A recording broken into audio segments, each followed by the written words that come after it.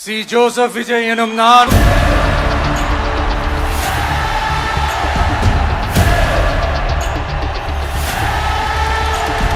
சட்டப்படி அமைக்கப்பெற்ற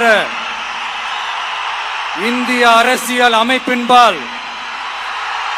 உண்மையான நம்பிக்கையும் மாறா பற்றும் கொண்டிருப்பேன் என்றும் இந்திய நாட்டின்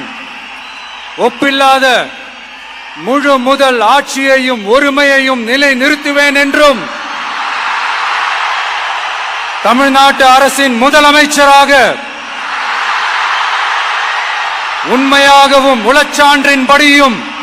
என் கடமைகளை நிறைவேற்றுவேன் என்றும் அரசியல் அமைப்பிற்கும் சட்டத்திற்கும் இணங்க